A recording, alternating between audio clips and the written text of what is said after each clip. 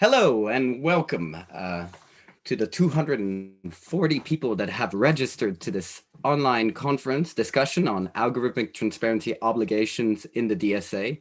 Thank you so much for joining us today. The starting point for this discussion is a study ordered and financed by TF1 and We Go Up on algorithmic transparency. My name is Grégoire Polad and I will be moderating this event today. The study in question is called Towards a Robust Framework for Algorithmic Transparency to Tackle the Dissemination of Illegal and Harmful Content on Online Platforms. And shortly, I will be giving the floor to the co-authors of this study so we can talk naturally about the issues surrounding algorithmic transparency, but also tackle some of the solutions that are available. Of course, this discussion does not happen in a vacuum, as we're in the midst of discussions on the Digital Services Act. And to this effect, we are very honored to have today with us a number of experts and policymakers present to discuss all of these topical issues, all of which, of course, I will present in due course. Please note that this event is live web streamed, and I invite all participants to share their questions in the tools provided. This said, now is the time to listen to Commissioner Thierry Breton, for his video address on the topic. And with this, I leave the floor to Thierry Breton. Thank you very much. Ladies and gentlemen, the debate you will have today is very timely, and I'm gladly sharing with you some thought to quick start your discussion. In December, we put on the table a comprehensive and ambitious new rulebook for the informational space, the so-called Digital Services Act. For years, a handful of tech companies have been setting the terms and conditions of our life online via their proprietary algorithm. The time has come for Europe to open up this black box and set its own terms and conditions. You are right to focus on the role of algorithms when discussing the Digital Services Act.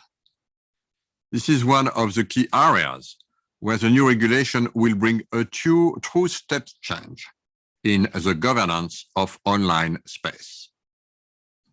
Algorithms are a big part of the value proposition of online platforms. Platforms are not media companies or online supermarkets, but neither are they mere intermediaries, as they have often claimed. They play a very specific role. And it is also through their algorithms that they structure the information and orient people's choice online.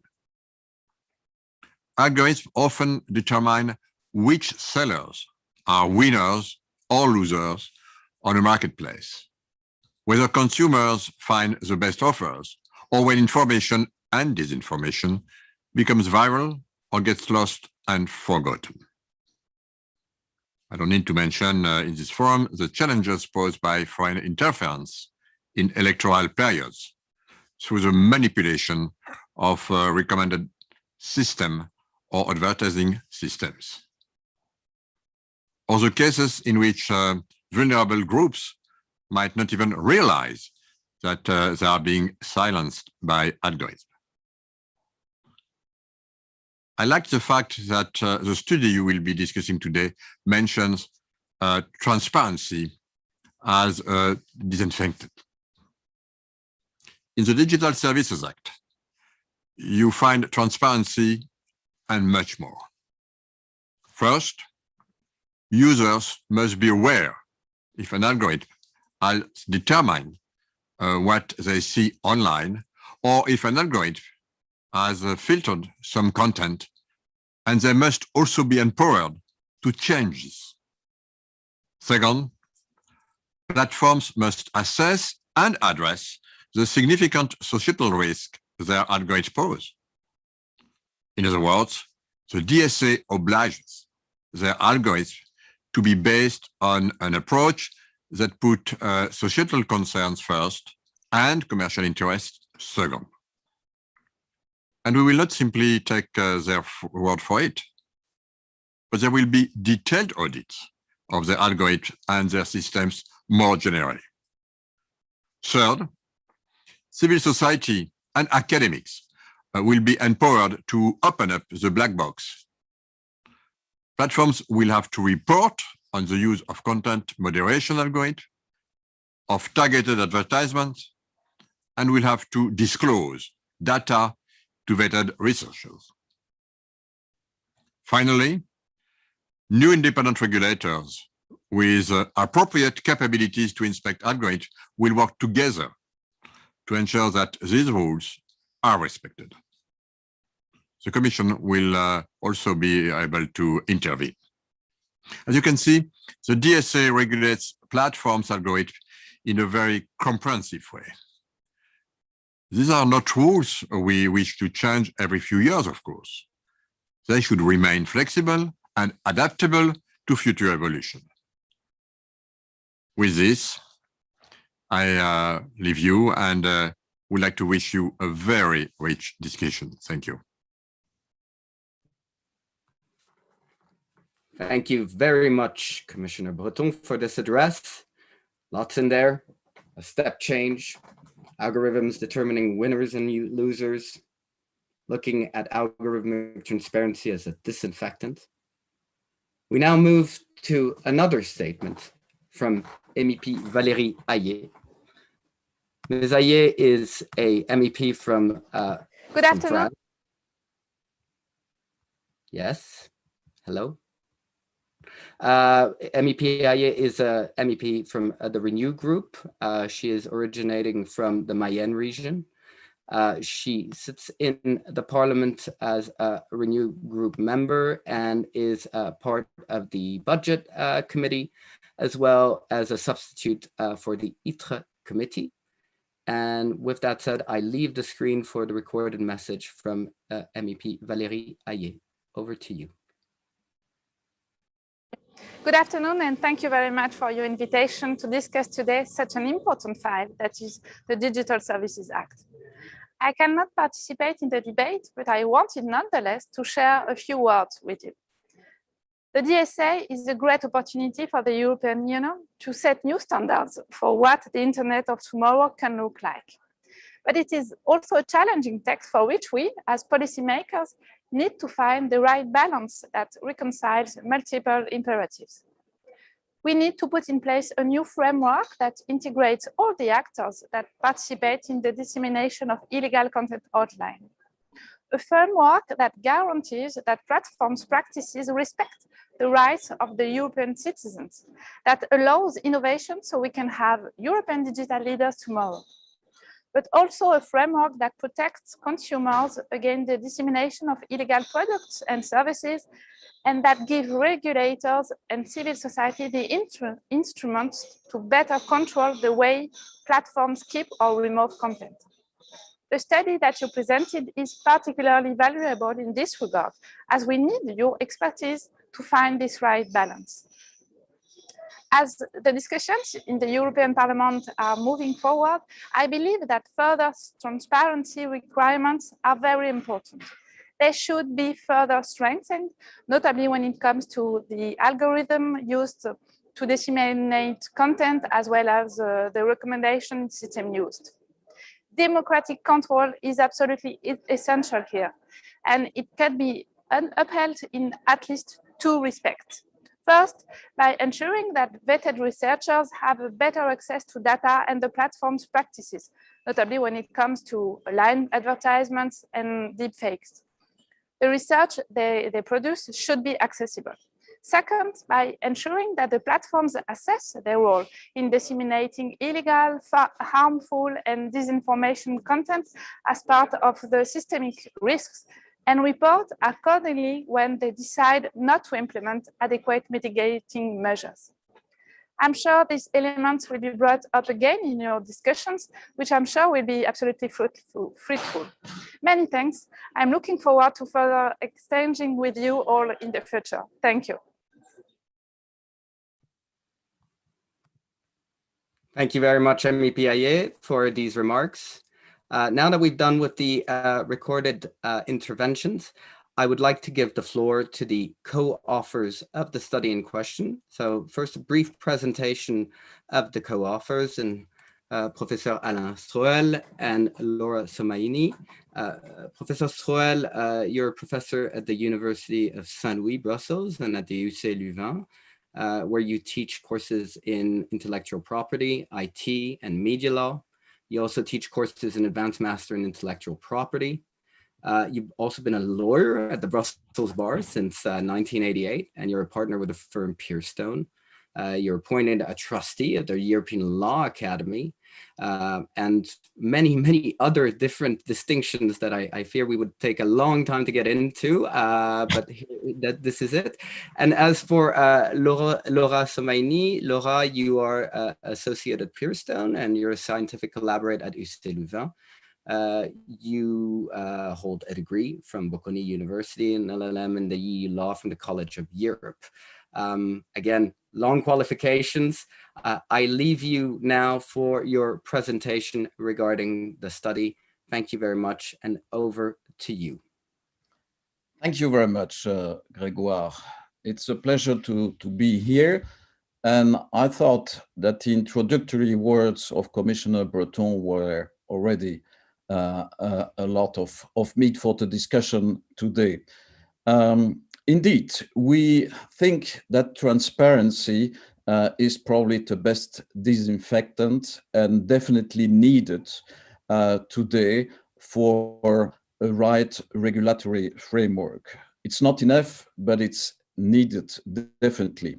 About 10 years ago, I wrote a book which was called, in French, When Google Challenged the Law, and it was already focused on the need for greater transparency. I think that 10 years after, now that we speak about platforms, nobody spoke 10 years ago about platforms, but now it has become something very important. The platforms themselves agree that more transparency is needed, and I'll start with that. When you look at some of the recent quotes by the CEOs of some of the big platforms, look, for instance, here at what Sundar Pichai said in the Financial Times at the end of last year, Mark Zuckerberg a few months earlier as well in an op-ed in the FT, or Kevin Mayer of TikTok. They all think that it's time to have more transparency. And they value transparency when you look at the quote here of Mark Zuckerberg. Sometimes they dare to go a little bit further. Kevin Mayer here refers to the need to disclose the algorithms.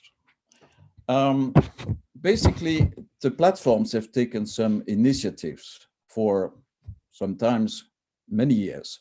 The transparency reports that Google is producing every year are a good start. But as we will demonstrate, reporting is not enough for true transparency.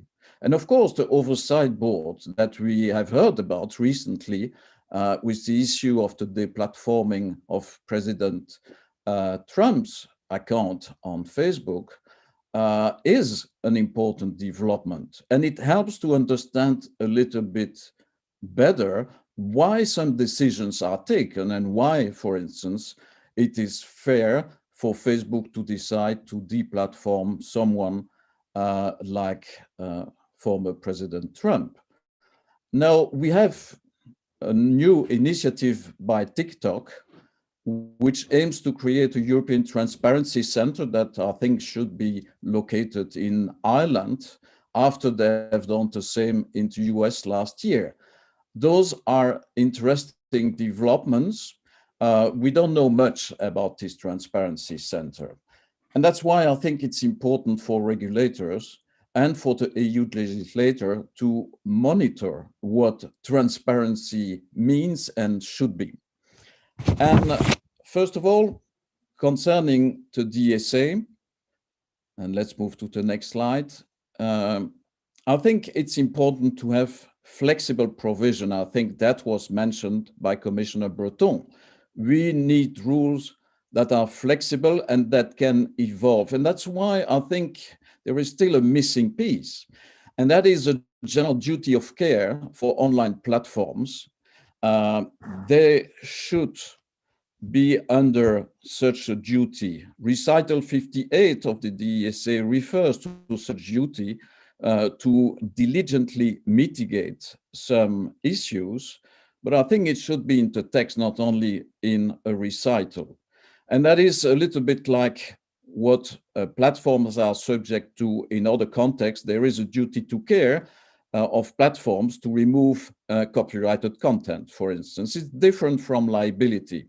We also think that we should have a principle of accountability, which would work a little bit like Article 5.2 of the GDPR, which considers that the data controller are responsible and should be able to demonstrate compliance with data processing obligation. We think that we should have a similar general provision in the DSA. Next slide. Concerning the DSA, we know that we have a graduated and modular structure with an increasing set of obligations. And at the core, we have developed. Why? Because the very large online platforms, they create what the DSA rightly calls systemic risks. And those risks include the dissemination of illegal content, the fact that they might impact fundamental rights, and they might be subject to manipulation by third parties. And we have seen some developments in the area of health data or in the area of the electoral processes and so on. For those reasons, it makes sense to have a graduated approach with higher obligations of transparency for VLOPs. And Laura will describe more into detail what we have in mind, which is based on the DSA, but goes beyond what is already in the DSA. Thank you very much. And good afternoon to everyone. I will jump straight into the provisions of the DSA. So the transparency obligations of the DSA that we've selected 3 for you today. The first one, you can see it already. It's Article 28 of the DSA, which concerns independent auditing of the very large online platforms, or VLOPs. The Commission proposes to subject the VLOPs to independent and expert auditing at least once a year. And this will result in audit reports and recommendations where the results of the audit are negative. And VLOPs will be under an obligation, of course, to take and implement remedial measures based on the negative outcome, as well as where they do not want to implement such measures or prefer other measures to justify appropriately such action. However, one point that is noteworthy, and we will compare that with the next provision in the next slide, is that there is no trade secrets limitation concerning auditors. And in particular, so the auditors will be bound to confidentiality and integrity, of course, of the information that they access during the audit, but they will not be limited to accessing such information based, for example, on trade secrets.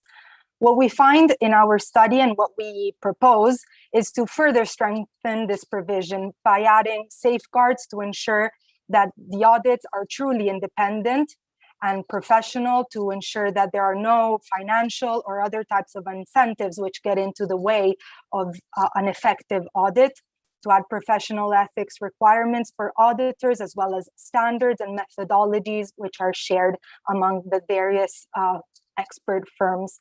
Finally, we also recommend that the audit reports be made available to the authorities to be appropriately assessed, as well as to researchers, and to more generally ground this provision in the general principle of accountability. The next provision that we've selected is Article 31, which is one of the crucial provisions of the DSA, and it concerns data access and scrutiny by the authorities and by vetted researchers.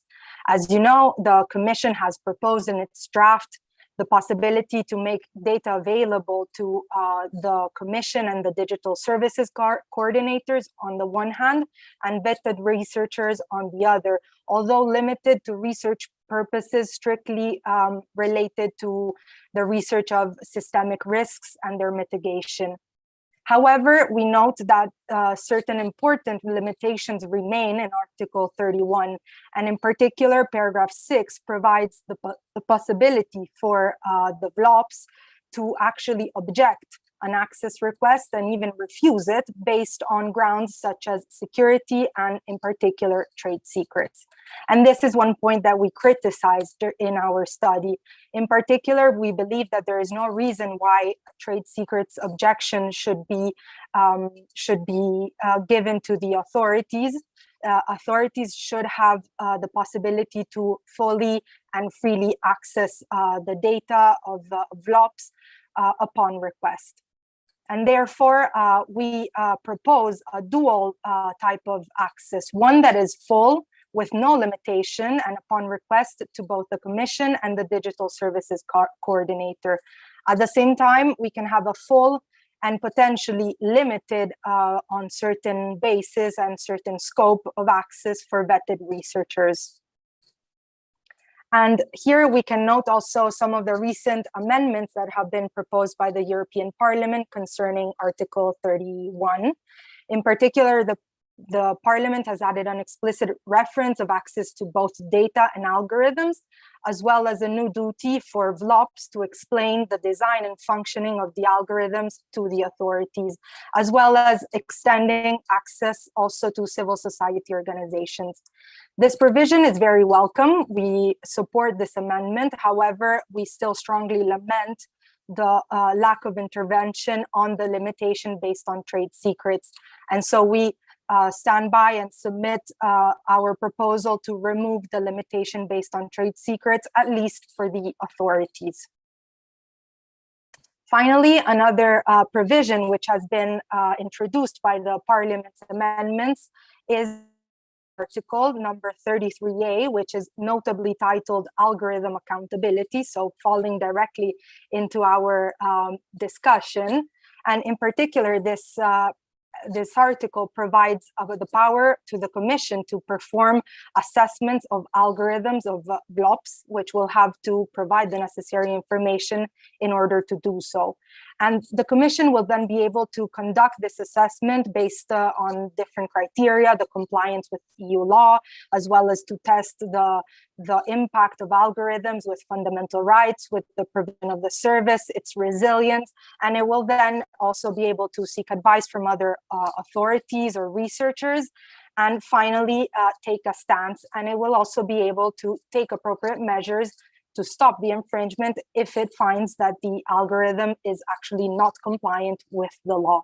So this is a type of accountability through assessment, which again is a provision that we warmly welcome. However, we do also submit that accountability should be rooted in the broader principle of accountability. So not only placing the burden on the Commission to perform such assessments to intervene where it spots a problem, but also to place the burden on VLOPs to actually to comply and to demonstrate compliance every step of the way. And I move towards the conclusion. So we have briefly summarized the core of our proposals selected for this presentation. So in particular, Article 28, to have independent and ethical, effective auditing of the VLOPs algorithms. Article 31, to allow full availability of data and algorithms to the authorities, and a duty to explain algorithms accompanying this provision, as well as accountability both through regulatory assessment and through a general provision of accountability. And I hand over now to Alain to conclude. Yeah, just to add a few words, because our study was not only focused on DSA, and it was initiated before the DSA was put on the table. And we have advocated something which goes even further. Probably it cannot be put within the DSA, but I think it's important to keep that in mind as a kind of horizon. We think that for content platforms, which are only one type of platforms, we should go further. The DSA does not distinguish those platforms from the other ones.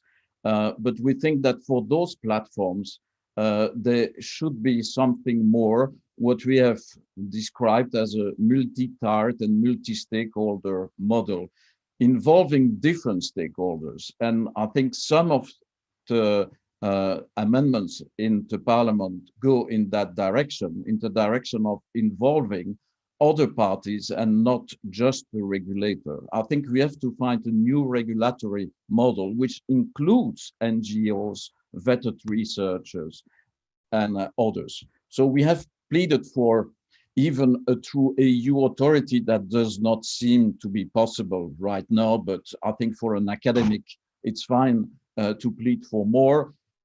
Associated with an adjudicating system, we know all the issues concerning the remuneration for the use of news, for instance. We need there as well some adjudicating system at the EU level. It's not in the DSA, but I think we should keep that in mind. And as a last word, I think machine learning has been widely used, and probably it has created more bias and than expected. And I think we might have to recode the algorithms and maybe move away from machine learning. That will solve as well some of the issues. Thank you, and we thank you for your attention. Alain, Laura, thank you so much for this intervention. Very detailed. I think the conclusions are quite clear. We now turn to the discussion around the findings there, and it's my great pleasure to welcome Sandro Gozzi, who's member of the European Parliament for Renew Europe. Good morning, Mr. Gozzi. Good morning. Good afternoon, sorry. Thank you for joining us. You're pretty much the true image of the European, may I say. You know, you've studied in Bologna, studied at Sciences Po Paris, Université Libre de Bruxelles, and the London School of Economics. You've also been a member of the Italian government under of the cabinet of the European Commission under Romano Prodi. You've also had appointment as European Affairs Advisor to the President of the Italian Council of Ministers. You were member of the Italian Parliament and Under Secretary of State for European Affairs in the Renzi and Gentiloni government. So I did get it right earlier on. I just had to make that precision. And now, as of 2018, you've joined Emmanuel Macron's party En Marche. So you are a Renew Group MEP. You joined the European Parliament since, I believe, January 2020. And you are a member of the very famous IMCO committee that has the duty of actually looking at all of these issues, as well as being part of the INJA committee, special committee, if I may say, which deals with foreign interference and disinformation issues. So you're right in the middle of that debate, and we'd love to hear your thoughts about, indeed, algorithmic transparency.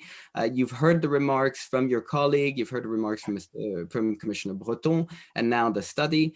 Be very interesting to get your take on how you're seeing this issue evolving in the Parliament and within the DSA discussions in general. Thank you very much. The screen is yours, Mr. Gossi. Thank you very much to you, Grégoire, and to all the organizers that decided to invite me. And I would like also to praise the study and the researchers, because it is a terrific study and points out some key issues of the matter we are talking about. I do believe that the Digital Services Act is probably one of the most important piece of legislation we have to tackle during this term. I think that certainly something on which Europe can really make the difference. And I think that without any attempt of being pretentious. I think that the geopolitical context now across the ocean is such that we can try to work on a sort of European model to tackle these issues, knowing that things are changing also in Washington, and we might find more interesting years, both from the Biden administration and in the Congress. And I think that this is the general context within which we have to pursue our discussions. You know what is the basic principle of the DSA, very easy to announce, very difficult to implement, which is that what is illegal offline must become illegal online.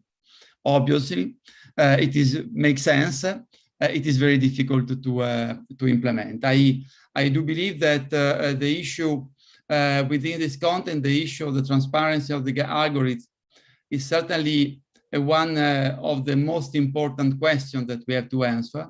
And it is true both for the commercial dimension of this proposal, the marketplaces, and the role of the marketplaces and the way the marketplaces work, and the right to a better information for the consumers when they exercise their right as a consumers on the marketplaces. So there is a first, I would say, more commercial dimension that certainly it has been very well tackled in the study, also with the very appropriate references to the GDPR, to the privacy, European privacy regulation. Then you got another dimension, which is what I call the gray zone, because most of the DSA aim to tackle illegal content, whereas I am convinced that we have to fully exploit the potential of those provisions of the DSA, which talk about obligation of the very large platform concerning systemic risks to security and fundamental rights. So Article 26, 27 of the DSA and beyond. And I do believe that this is something that we have to tackle. And I do believe also that this provision must be, in my view, must be more developed. We have to introduce a stricter obligation in terms of moderation to the platform, and strict obligation also in terms of the need of introducing mitigating measures. I think this dimension is a very important dimension of DSA, and it is linked also to the other aspect that Grégoire, you were referring to in introducing in your introduction, which is the issue of disinformation and fake news. We have certainly to work along a double track. On one side, on one hand, the Digital Services Act. On the other hand, the revised Code of Conduct. Because in these two proposals of the Commission, we might find new tools to tackle, to fight against disinformation, to fight against fake news, to start to be effective, more effective against deepfake. And we have to work on also in this gray zone, as I say, on the general condition of users, the contract that, I mean, each of us strikes with the platform when he decided to have access to the platform. I think that this is something very important. And we have concerning disinformation and fake news, work around another principle, which is freedom of speech is not freedom of reach. You are free to put your content, even if they are obviously fake, but the platform doesn't have the obligation of providing virality to those content. So, I mean, we have to use, to engage the platform in moderation policies which keep down content which has obviously product of disinformation or obviously fake news without censure them. And we have to put up high in the access good information as Reporters Sans Frontières proposed. Of course, all this must be, at the end of the day, under the surveillance of the public authorities, which is exactly this reporting mechanism, which is foreseen in DSA for the systemic risk to security and fundamental rights. Since this is something on which we have to insist. The access to algorithm, I follow the reasoning of the authors. I do believe that we should probably draw a better distinction between the access to the algorithm from researchers, even vetted researchers on one side, and the access to the algorithm to the black box, the possibility of opening the black box for public authorities and public auditors. In the first case, it is clear that you have to preserve the rights and the interests of the platform. And in that case, the issue of trade secret can be raised. But when it comes to access to the algorithm from public authorities, I don't think that we should use the trade secret as a limitation to the access to the algorithms from the public authorities. I think that we have to work around this distinction within DSA. It's not easy, but I thank you very much. And by the way, I would like also to work on the basis of your study. And I would say that these are the key issues around the question of transparency. Of course, I will be glad to answer to further questions, but I think that this is the way forward. And I repeat, I think that we can take a very important legislative and policy step ahead as European Union as a whole. Thank you very much. Thank you very much, Mr. Gozzi, for this intervention. And I see there quite a lot of political support for the measures put forward.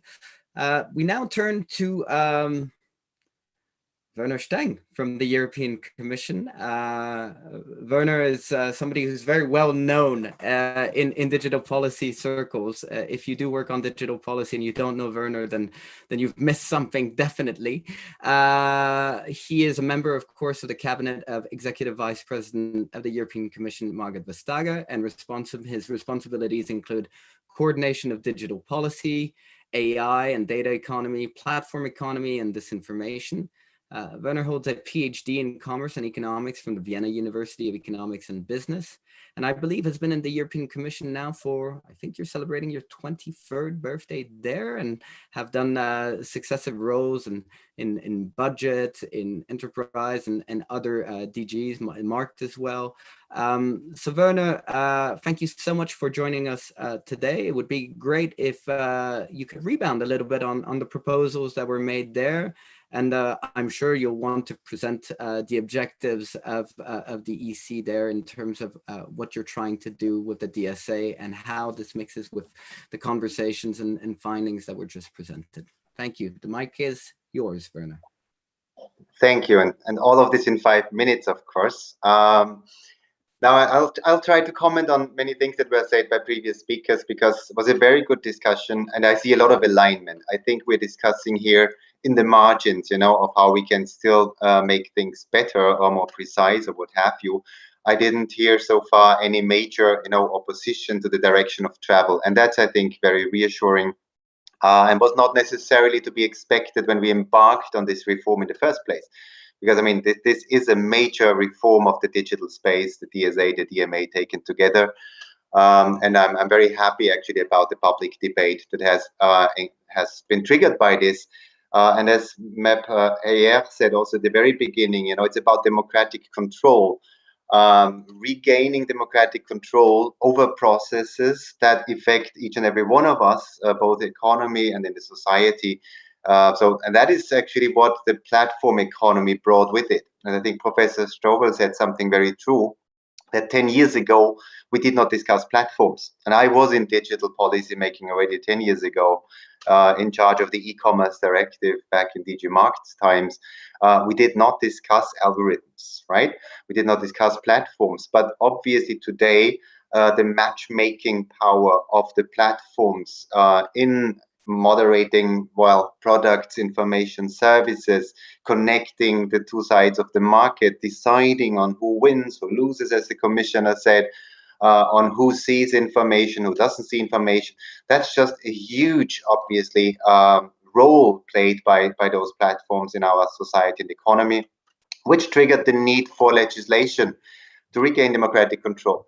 One comment already, it goes beyond the DSA. Of course, this seminar today is about the DSA, but that's not the only instrument that we are using. You will remember in the last mandate when we adopted the platform to business regulation, for the first time, we had the same debate. Yeah, it was about the use of algorithms, the ranking, the impact this has on the business users, of course, at that time.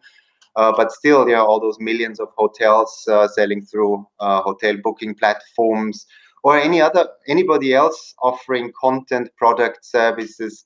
Now will have a much better understanding of what we consider the main parameters affecting ranking. Already at that time, we had this discussion: disclose algorithms, disclose source code. What are the pros and cons? Again, what is the right balance to be struck? What if there's too much transparency? Why could that be harmful to game the algorithm?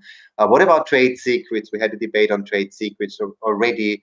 This being, so the algorithm being at the core of the business model. So how far can you go? Also respecting innovation, respecting the freedom to conduct business on the side of platforms. So this is a lot about rebalancing or balancing out different interests, but also the utility.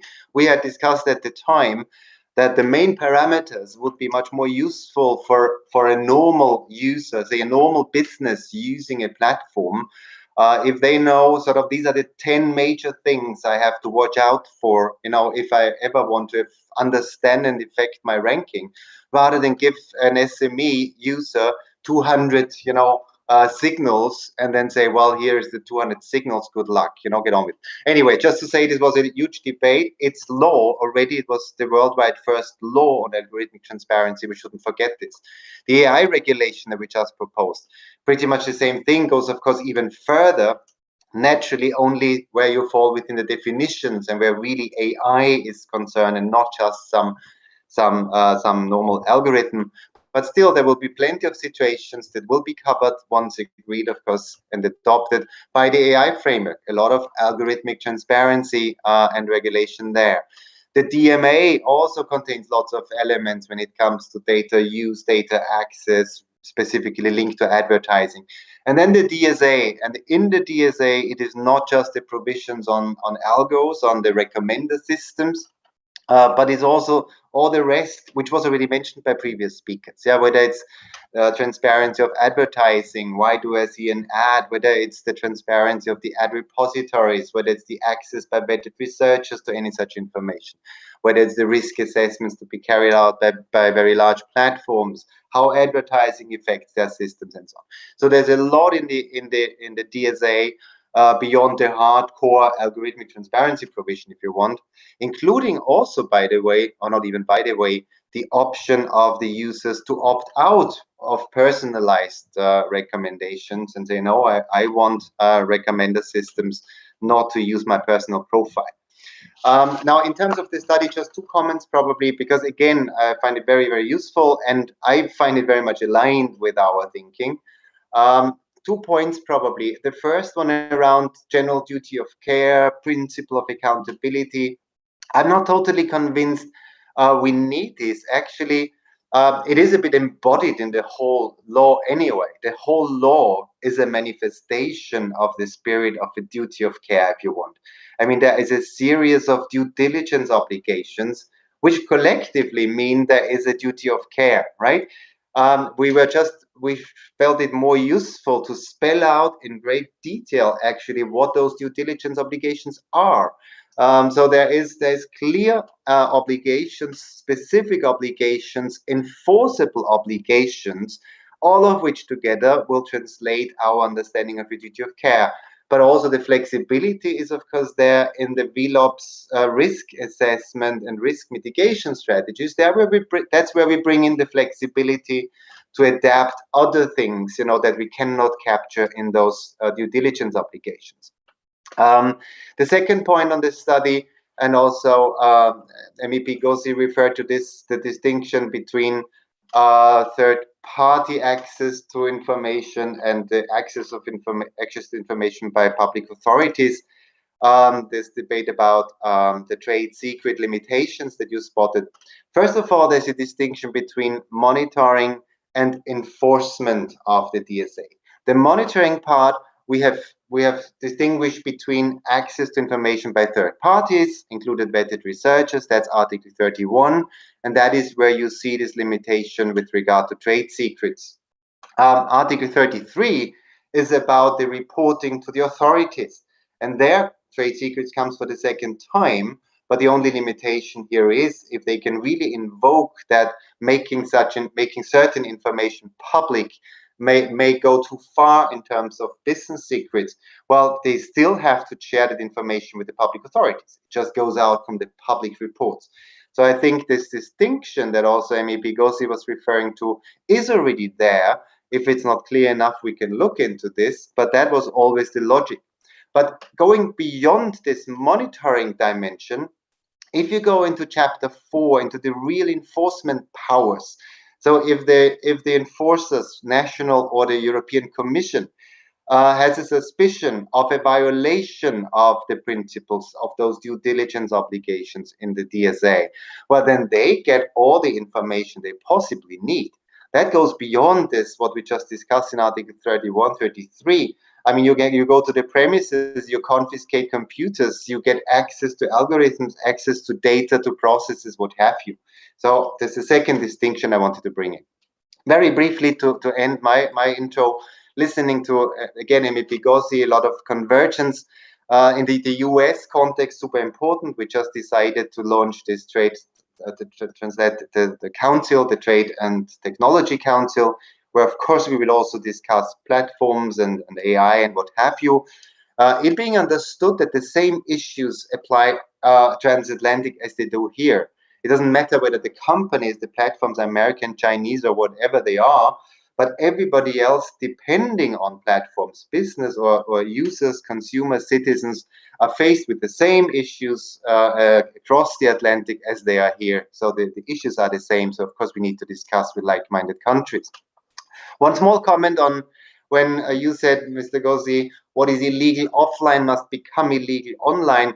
I would nuance this a little bit and say, well, it is already illegal online in most of the cases. It is rather a question of becoming enforceable online as well. And this is very much also an objective of the DSA, to make sure that what is currently under-enforced for obvious reasons may be enforceable much easier in the future. Take illegal products as a simple example. Of course, it's not legal to sell a product on the European market that does not comply with our product safety legislation. But it has become difficult to find those products, to stop selling those products, but it's illegal. So we are trying to beef up enforcement. Very last comment promised, the comment on harmful content and the DSA. I think there is a lot in the DSA that will also address harmful content. Of course, when it comes to notice and takedown, that is limited to illegal stuff, because we're not going to introduce a legal obligation to remove content that is not illegal. But all the risk assessment, all the things we discussed before, the vetted researchers, the ad repositories, the transparency obligations, the reference to codes of conduct, all of that establishes a bridge to the other strand, to the one you referred to this, the code of conduct or the code of practice against disinformation, where we just went out and said to the platforms, you have to beef this up, make this even more effective so that we establish a powerful link between the two initiatives, because the DSA is the regulatory backstop, right? Providing access to information data, allowing us to monitor actually compliance with the code of conduct. But also if the code of conduct is seen as effective, then it would also be more easily recognized as an effective risk mitigation measures by the platforms. So the platforms will be very well advised to actually do all of those things that we cannot spell out in the DSA, but that are widely considered as the right measures to address harmful content. And if they do that, then we can tick the box much more easily and say, well, that's an effective risk mitigation measure. Sorry, this was a bit long, but this was a wide field to cover. Excellent. Thank you so much, Werner. Yes, quite a lot to discuss. And actually, following up on your intervention, I think now we go towards technical interventions from very technically minded and experts in the field. And with this, I welcome Benoît Rotembourg, who is at the INRA, so that's the National Institute for Research in Digital Science and Technology. Benoît, you are a mathematician and IT expert.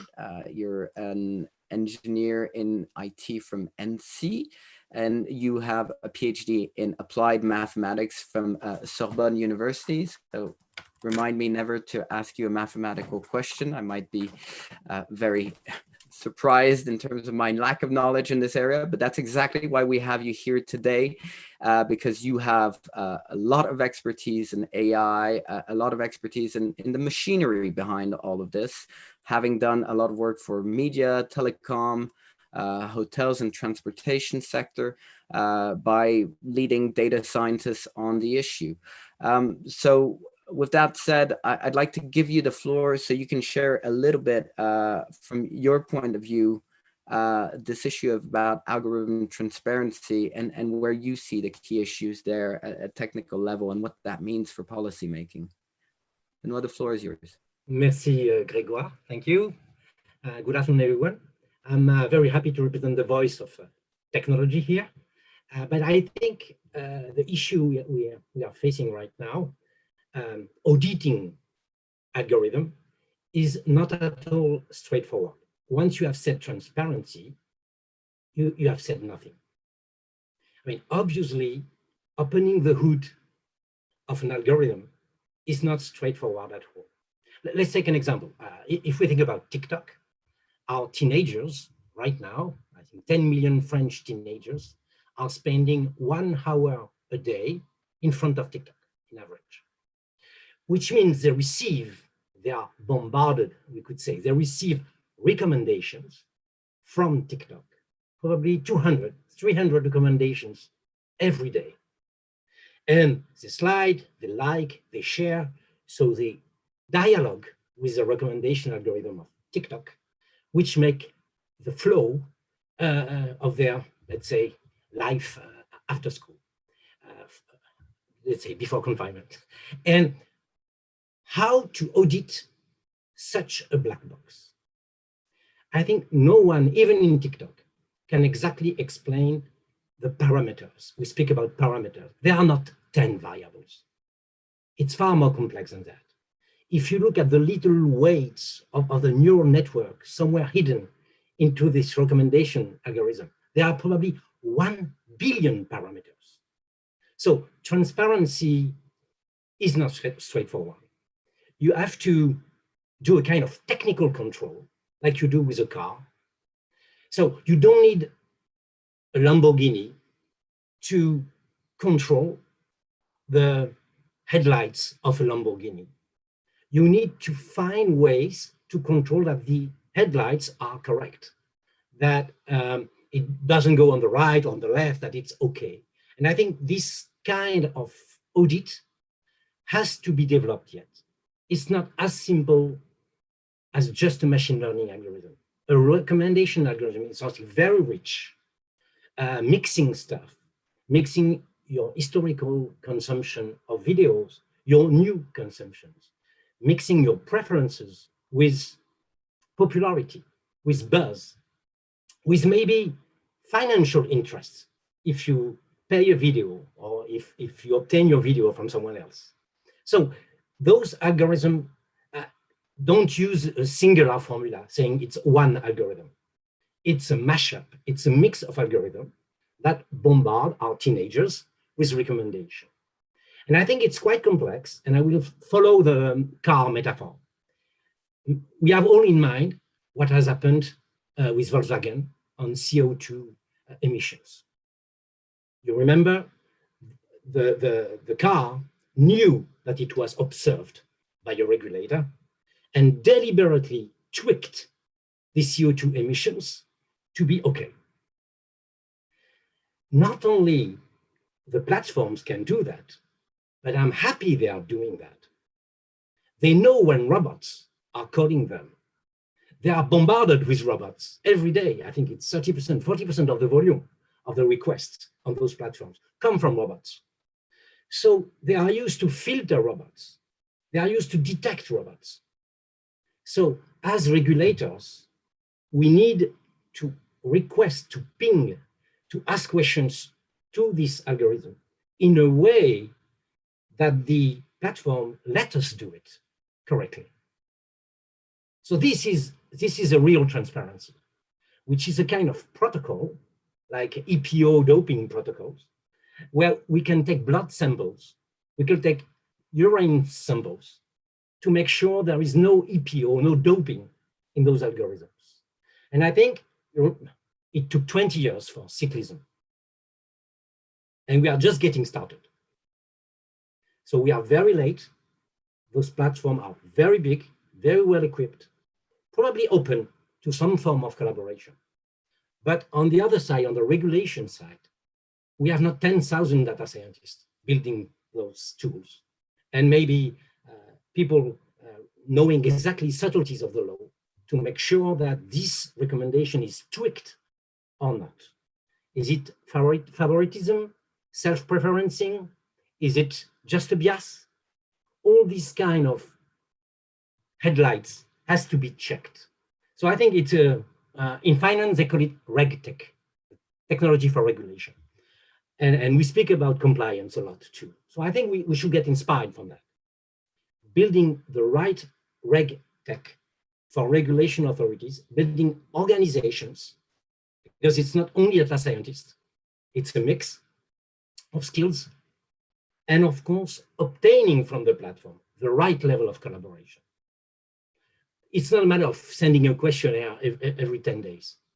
It's really a matter of openness, opening the hood just enough, probing the system and checking headlights and checking everything. So I think for me, it's a new field. It's not a field that pure academic people like because it's ugly. It's a bit of hacking. So it's a mix of hacking, knowing the other part. It's a bit adversarial, but it's a new skill we as regulation authorities have to develop. And we are very late in the process, I'm sorry for that. And our teenagers are bombarded 200 times a day. So we have something to do. So I love the remark of Sandro and Werner about maybe what is completely open for researchers is not the same as what should be completely open for regulators. I think it makes sense. I'm not that frightened about secret and trade secret. I mean, come on, we can check many things before really touching the deep secrets of TikTok algorithm. So I think it's not the first priority. We have to find ways to embark into this auditing journey with talent, skills, and of course, organization. Thank you very much, Benoit, for this. So we can look under the hood. And talking about looking under the hood, we now have a intervention by Jean-Christophe Le Toquin. Jean-Christophe, thank you so much for joining us today. You are responsible for stakeholder relations at V-Identifier, a tech company which identifies visual content at scale for law enforcement and copyright protection. And in this role, you also chair pointdecontact.net, which is the French hotline against illegal content. I believe that since 2020, you are also the president of InHope, the Global Federation of Hotlines Against Child Sexual Abuse Material. And you're also the president of the Cybersecurity Advisors Network, CIAN, a network of experts that you co-founded in 2015. Jean-Christophe, thank you so much for joining us. I believe today you have a presentation for us with regard to identifying visual content with algorithms, with the question, the less transparent, the more efficient. With that said, I give you the floor. Thank you so much for your intervention and looking more into the technical details of this. Over to you. Thank you, Benoit. Let me then open this. Yeah, thank you very much. I mean, it means a lot for us as an SME, European SME based in Reykjavik and Vilnius to be speaking on such a high-level panel. So thank you for your trust in our expertise.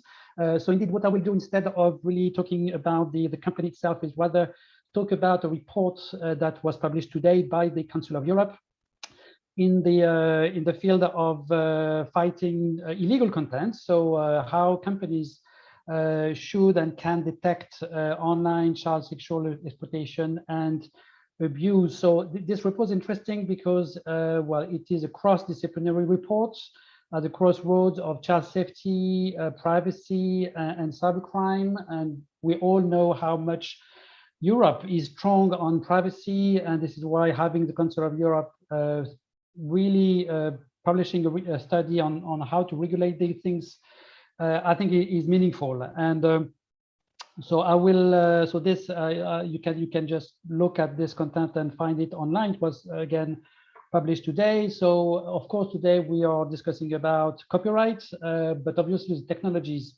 when it comes to detecting illegal and harmful material and copyright is exactly the same technologies. There is no reason to apply different technologies to the same type of visual content. So here, this is a blank deck or page. You will see how I am good at making a fancy presentation with a lot of effects, visual effects. So what you see here, I mean, at the bottom of this page, this slide, you have three families of technologies. The one that you see on the right, artificial intelligence, is the one that we discuss at length today. But actually, what I want to talk about here is that there are three families of technologies. I'm not a technical myself. I'm a lawyer and a public affairs person, but I've been discussing with real experts like Benoit and others for a decade, and I came with this kind of simplified view of technology. So three families which are used today to detect and remove illegal content, and these technologies are also used for copyright detection. So two families are themselves divided in two subfamilies. So computer vision has two families, global descriptors and local descriptors, I will explain, and the artificial intelligence, machine learning, and deep learning. And from the left, you have the most simple, most mature algorithms. They are all using algorithms. On the left, very simple, publicly available, free technology. On the right, at the end right, then the most complex and less mature. And so for regulators, the headaches are on the right and the good thing on the left. There is two bias in this slide that I want to tell you about. I mean, you see that local descriptors seems to be the bigger family because it has more space. Well, it's just because I need more space to tell you about different use cases. But actually, the most used technologies are today on the left, file hashing and global descriptors. You may think that it is artificial intelligence, but that's not the reality, at least not in the fight against child abuse material. So the most used families on the left, the blue one and the yellow one, and the less used actually on the right, or actually the middle, sorry, the local descriptors. Second bias is that regarding transparency, it's not a linear evolution. I mean, the artificial intelligence is way more less transparent than the other one. So with a big gap, computer vision and file hashing are pretty transparent. Artificial intelligence is not. So let's see how in real life today in the world we use these technologies. So now we'll start with the file hashing technology, like in blue. So the file hashing technology, they help you to detect and then remove or apply whatever regulation you want on identical images. So let's take the example of this picture. If you want to detect and remove them, you can use file hashing technology so that you look for the content, the first picture on the top, and then you then go through your servers to try to find the picture on which is below, which is the same picture. Fantastic technology, super transparent, easy to regulate. It scales easily. I mean, that's all very good things. The only issue is that if you change 1 pixel in an image, the same for a video, then it produces a total different signature, and then you don't find the picture. So it's very easy for bad people or people who want to evade control to just change 1 pixel, and then the file hashing is become totally useless. Nevertheless, this technology is today most used by law enforcement dealing with child abuse material because that gives them a certainty. I mean, they are sure when there is a hash or match that this is exactly the same image, and for police officers, police forces, this is great. So basically they stop with this technology. Now, second family, now we enter a second family of technologies, the computer vision. And here then you look at the content. It's much closer to the human eye, and global descriptors technology is by far the most used of all technologies today. You may know the photo DNA by Microsoft. It was a technology I was proud to help introduce in Europe 10 years ago when I was at Microsoft. And really, it was a game changer, and it is today, I mean, the most used technology. So what is great with this is that if you change the colors or you crop it a little bit, like on this image, it will detect it. So it's much more robust to detection, and for this reason was adopted by platforms. This being said, so this is it has some limitations that you will explain. Nevertheless, it is the most used technology today by platforms to detect and remove illegal content in the field of child abuse. So going to a much less used technology, which is computer vision based on local descriptors. So what it does, it instead of taking the whole picture and then trying to find something which is equivalent, it rather look at details in the image. So the good thing with this technology is that if it's basically a picture that has been cropped or focused on a picture, or if the image has been rotated or flipped or whatever, then it is still possible to detect find and detect and remove the image. Another example is that you can also find different images with the same background. That's particularly useful for law enforcement when they look for a crime scene, or it can be the same room even, and you see it's a quite different picture, but taken from the same angle. You can also find the same object in different contexts. Again, it has to be probably taken from the same angle. And you can even find images which have been inserted in another image or video. So what we want to show here is that for copyright case, you basically cover all the possible scenarios that you want to have. I mean, if you have like people filming a movie in a cinema and then uploading them, all the kind of modifications can be found with computer vision using local descriptors. And this is why it's a very compelling technology, because basically, if you look for copyright violation, it really covers basically what you need. And another benefit is that some of the algorithms based on local descriptors, such as SIFT, S-I-F-T, are publicly available, not protected by any patents, and then it's basically for a regulator. You can basically look at it, explore it, test it as much as you want. There is no bias, just a question of testing the technology. Now, moving to the last and most fancy technology, which is artificial intelligence. Actually, with this pink arrow is a bit misleading, because you can do everything with artificial intelligence. You can basically look for this exactly the same content, or you can have a look at all the use cases you see on this slide.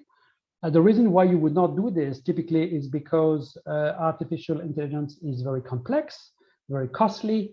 So it's like going to the bakery nearby your home. You will just walk to the bakery to buy a baguette. Sorry, I can't help being French in my example, and so you will not take your SUV because it's just burned too much fuel and energy and is not good for the planet. The same for artificial intelligence. You would look for and use artificial intelligence only if and when the other more simple, more easily auditable technologies have limitations. And this is a great way for regulators to also understand and ask the companies, the platforms, which technologies they are using. Are they using computer vision? Are they using artificial intelligence? That's a great way to identify, I mean, whether they use the appropriate technology. I mean, artificial intelligence will then be in two categories, the machine learning and the deep learning. Deep learning will be what Benoit described, like you have a billion parameters. And honestly, I mean, I've been told the same thing as Benoit told you. It's impossible to really go into analyzing 1 billion parameters. But you can very easily ask, okay, why do you use deep learning when you actually can find copyright content with a much easier technology such as computer vision? So this is what has been discussed in this report of the Council of Europe. I understand that the Council of Europe will continue to ask the questions to the community and the civil society and the companies on what they should do, or what is the best. I do agree as well that it's not a black and white picture on the platform, and I also see that they are keen to get clarity on what they should do, and that they are really getting more and more open to working with the regulators and with civil society on how best to clean and protect people and companies online. So thank you. Thank you very much, Jean-Christophe, for this very enlightening graph in terms of all the technologies available. I'm going to shortly return to the authors of this, the co-authors of the study, to get their reactions from what's been said and see if they have any questions from the interventions. I'll then go to Mr. Gauzy to also get his views there, because a number of things were brought up, particularly on this information, which is something that is very interesting and a live issue as well. Just like to remind all of our viewers today that they are able to ask questions. We've got a few down, but through the Slido application, and I've been told that the reference, in case you need it, is hashtag 481867. Say 481867. So thank you for putting your questions there. We've got a couple. Just before I go back to the authors, though, Jean-Christophe, there is a question that is actually, I think, directly for you on this. Is this is the question, can you consider that the VLOPs are implementing technologies that are too complicated for their purpose? Do you know why they are doing that?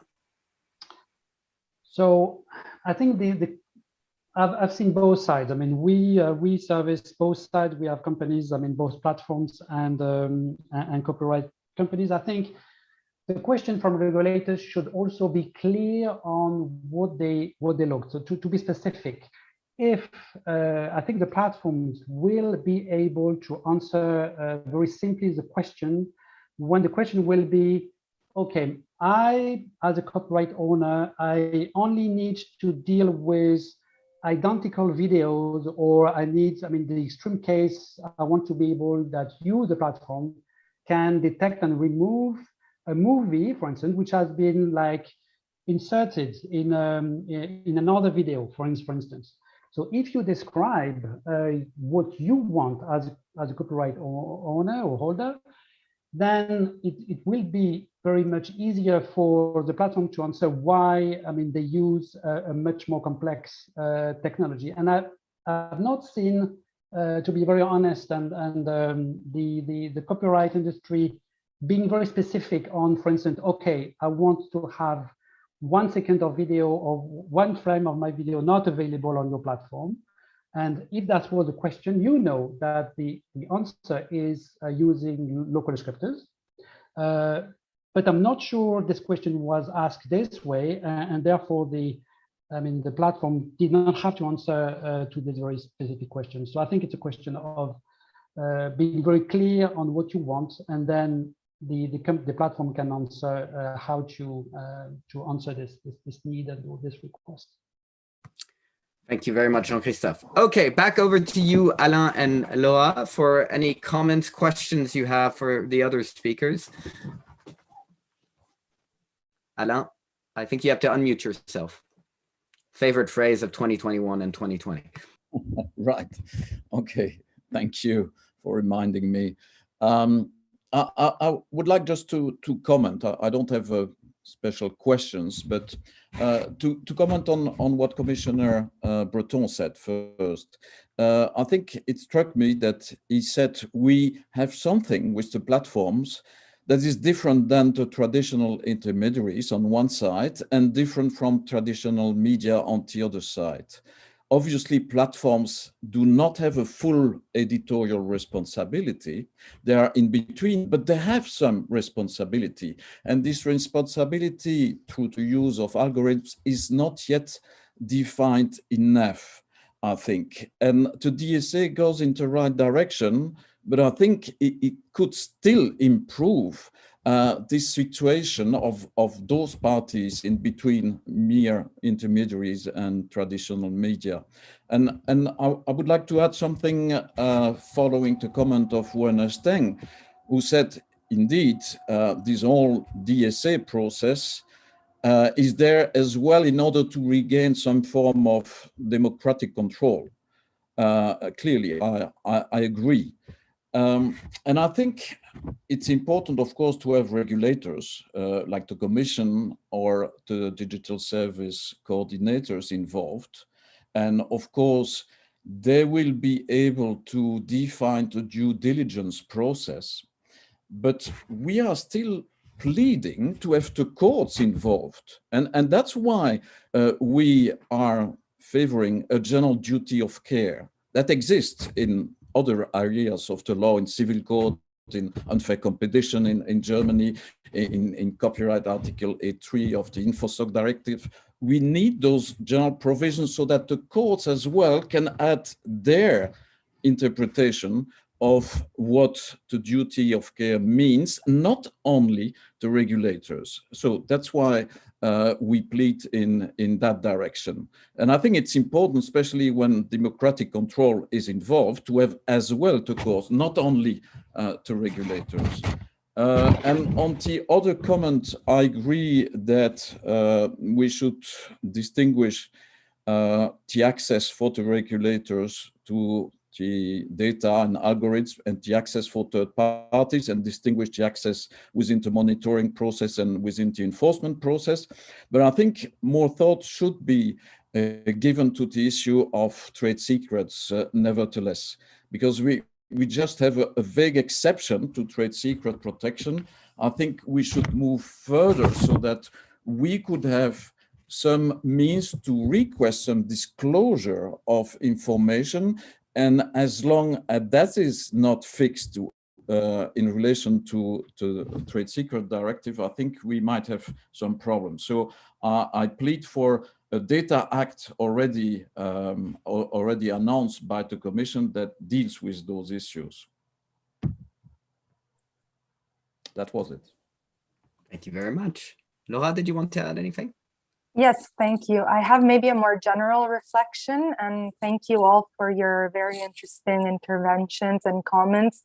I think one thing that has emerged out of everyone's presentation is that this is very much a shared challenge and effort. So we all agree with the end goal, but I think it's clear that a variety of expertise is needed to really address and tackle this challenge in the best and most effective way possible. And so we very much support this initiative and to keep discussing these challenges, having the technical side, the lawyers, the regulators, politicians, and everyone involved, because this affects us all, and I think we all can contribute to the discussion. Thank you very much. And as we're talking, I can see my black box is starting to lighten up as well in this room. Back to you, Mr. Gauzy. Any reflections from what you've heard? I mean, we're getting questions in with regard to, you know, is the DSA the most relevant instrument via which to regulate the transparency of algorithms? Should we be looking at maybe putting some to the AI regulation? Why not a little bit in the DMA? Because it does affect also competition issues. If you'd like to touch on that, or if you have more general reflections with regard to what you've heard, happy to hear. And on disinformation, which you did bring up, of course, there's a link there, right, of course, between this new code of practice that we're seeing on disinformation and the DSA. The question being that, you know, a lot of the stopgap provisions for this new code of practice will be in the DSA. But we don't know when the DSA, if it will still have these provisions when it's voted, because obviously it's being discussed right now. So do you think, for example, we should front load obligations of the DSA into the code of practice in disinformation to make sure that we get these kind of audits that are independent and that we can actually verify the claims of the platforms? Sorry, lots of questions there, but there's so much on the table. Yeah.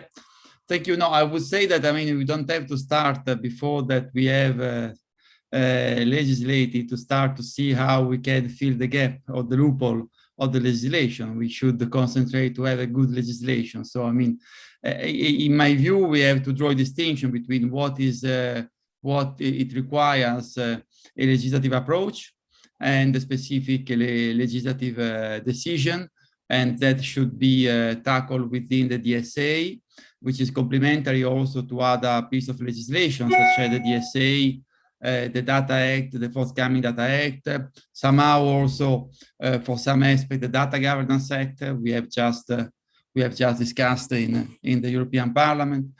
So I mean, there is certainly a complementary approach between these different legislation. There is also a need to avoid overlapping, by the way, and better synergy, which won't be easy. And on the other side, we have to see what doesn't require a legislative decision, what it is based on, a free commitment within a formal framework taken by the platform, and that this should be tackled in the code of conduct, in the revised code of conduct, which also goes beyond what we are talking about today, specifically about algorithms, but goes beyond in terms of getting a new instrument to preserve the integrity of our democracy from foreign interference, also through the algorithm at the digital platform, but not only. So I mean, I would say that the difficult part is to try to ensure a coherence between the different proposals. Now, yes, I would like to come back to a few points which have been raised, also referring to my intervention. Principle of what is illegal online is illegal offline. Yes, of course.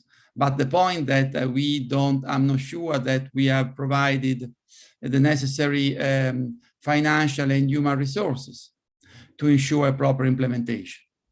The GDPR is a very good legislation, which is very badly implemented.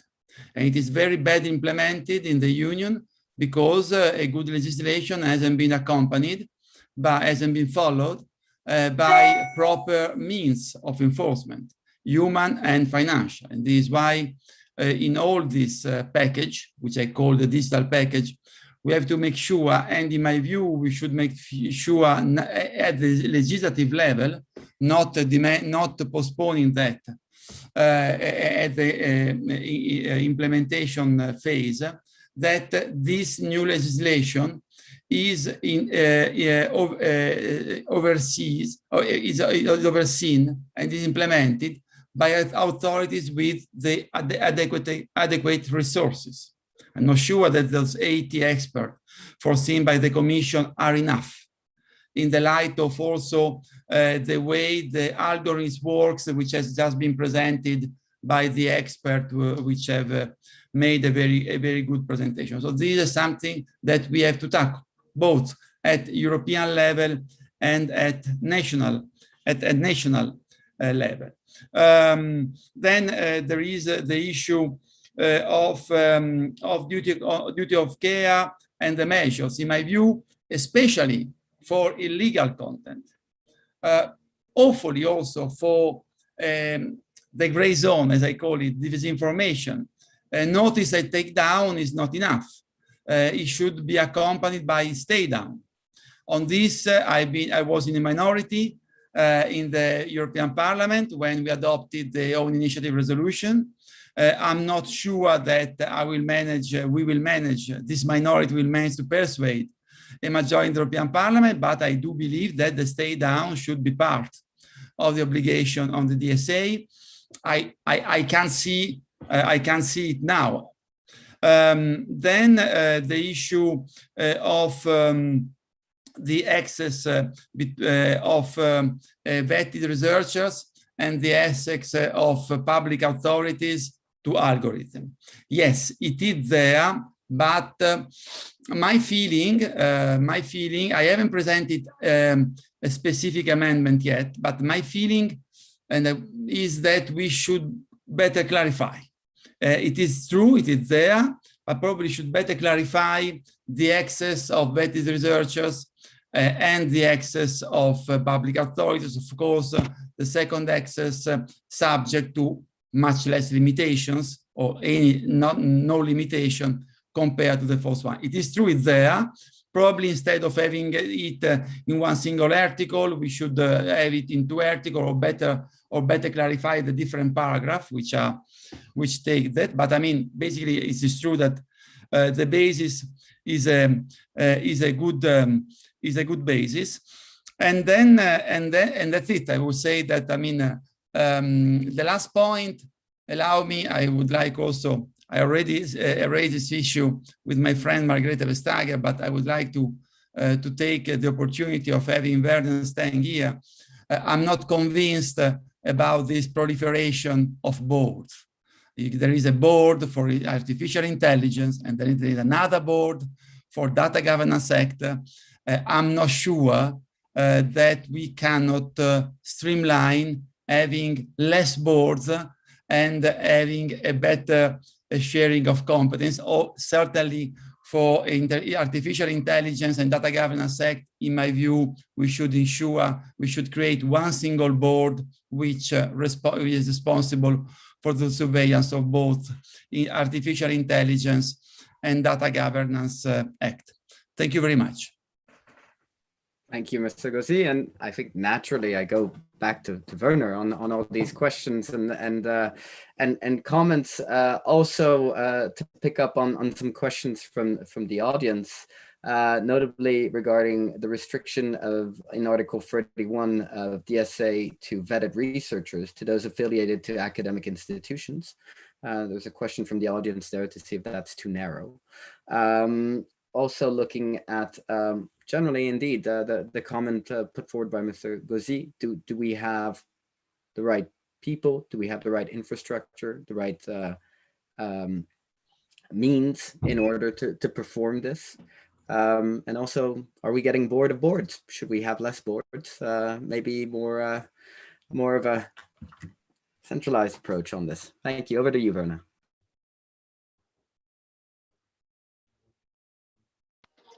Yeah, thank you. And again, also all the other speakers. Let me start probably with Benoit, because when you spoke about, first of all, how difficult this is, we don't underestimate this. Of course, it is very difficult. And I don't think we claim that we would want to understand 1 billion parameters about the auditability of this whole thing. I think what the aspiration is that we want the results produced by those algorithms audited, if you want, right? Because the obligation or the duty of care, if you want, imposed on the very large platforms, is that their services should not disseminate illegal content when they use their measures. They should not infringe fundamental rights. They should not allow their services to be abused for the manipulation of elections or spreading of disinformation. So these are the things that the auditors should look at. Yeah? To what extent are the systems used by the platforms capable of managing those risks, of mitigating those risks? So I think that's very practical audit if you want. But I fully agree with you that a lot of capacity building is required across the board. Oh, here's the board already. Across the board to get the regulators on top of things, because we are indeed starting late. Taking up the board's issue, I heard you, of course, and so did my boss. Sometimes it's also a question of practicalities in a way. If you look only at the DSA now for a moment, before even extending that to AI or other domains, already within the DSA, you have so many different regulatory bodies, because we talk about any type of illegal activity or content, right?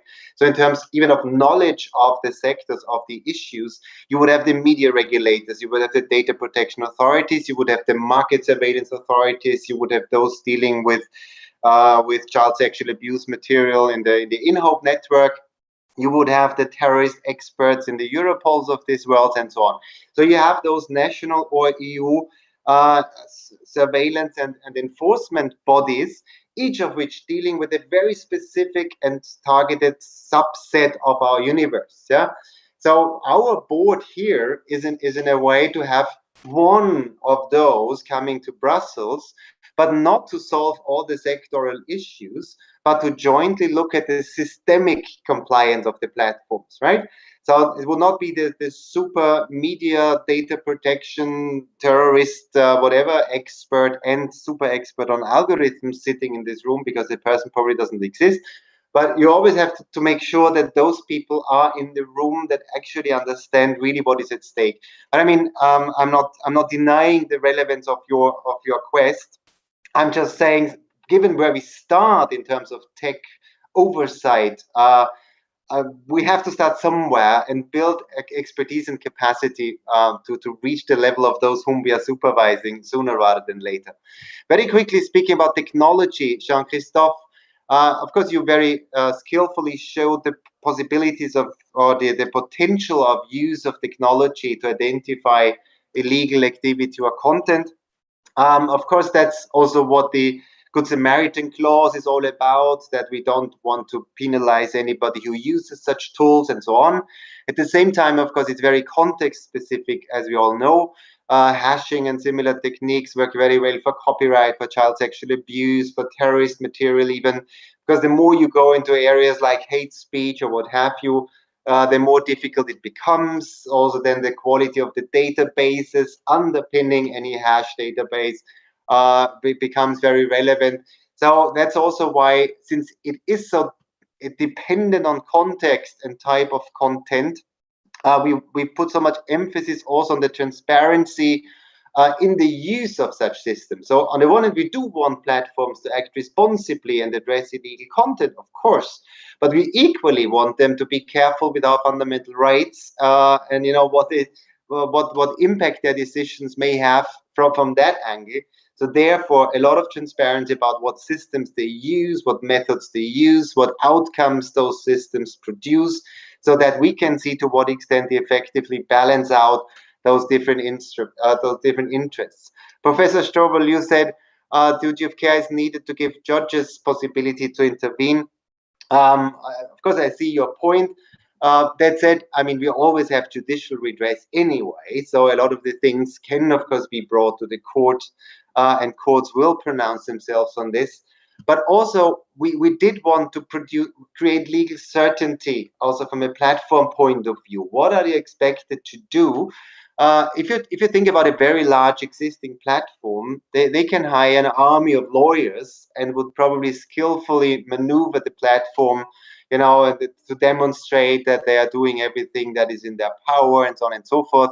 But if you're now an emerging platform, a growing platform, an innovative young European platform growing, you do not have this army of lawyers. And for them also, we wanted to have very clear rules. That's what I have to do, and then I'm in compliance. But of course, the truth is always in the middle. Last but not least, on the stay down, Mr. Gauzy, We did, of course, discuss this as well. Of course, there's always the risk of over removal in areas where the technology is not so clear, or where even the decision as to whether something is illegal or not is not so clear. We did not want a general monitoring obligation through the back door. We did, however, try, of course, through the Good Samaritan clause, through the repeat infringer policies, to address those issues. Yeah, to say to a platform, well, if a trader always comes with again and again with illegal content, let's remove that trader, right? So that's in a way that's a stay down obligation for those that are disseminating illegal content. And also in the risk mitigation part, once again, of course, where technology allows, where it's possible, where there's no negative impact on fundamental rights, well, then it may be a good risk mitigation measures. But to impose it across the board for any type of content, we wanted to be rather careful here. On the question from the audience, I'm afraid I'm not an expert in researchers and types of researchers, data that they need. So that you have to leave for some more better informed people than me. Thank you very much, Werner, and you've covered so many points that I'll leave it there. I'm going to give closing words to Benoit to react to that, but also because we have a specific question from the audience directed to him, which is, as a researcher, how do you see the timing of algorithmic audits? The study indeed talks about real time. Is this something that is potentially realistic, and also to get your views in terms of the exchanges we've just had? And after you, I'll close this conference. Thank you so much, Benoit. Over to you. Yeah, sometimes I might look pessimistic, but I'm more optimistic than that. I think it's not a pure real-time test that we have to make. If you take the testing we were doing a few years ago in discotheques about Black people being segregated against Caucasian people, for instance. If you want to recreate this kind of discrimination test on a platform, you can master the time, in a sense. You can recreate Black people looking at billboards, or I don't know what, and recreate fictively white people looking at, etc. You can yourself build your experiment, your tests. And in a sense, you have to be real time, because you have to behave like a real customer, a real user, but the pressure is not that intensive. You have to react as fast as the platform. So you ask a question, you wait for a recommendation, you ask another question. So you have to make a journey on the website that is credible, that is legitimate for the platform. I don't think this is that hard. But of course, it has to be statistically representative to make your case, because of course maybe you created a fictive customer with a rabbit in his arm, and the platform might say, there was a rabbit in the arm, so of course I refuse the guy. So that's why this kind of adversarial game is not straightforward, but I don't think it's infinitively intense and complex. And globally, I think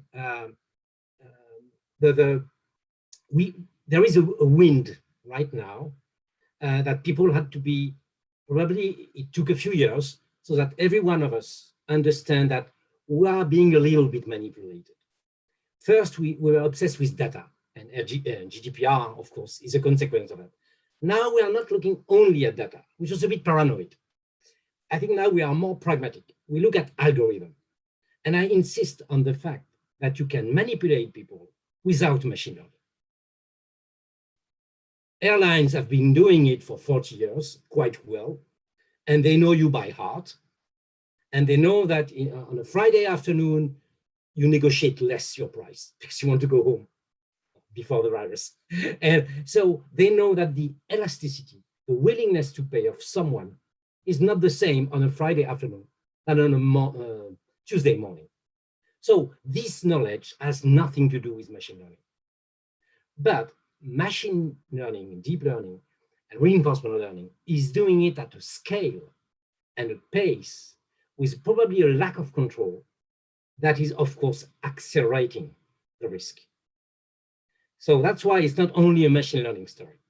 It's data, algorithm, manipulation, and probably it's a bit our fault too, we are so stupid sometimes, so easy to manipulate.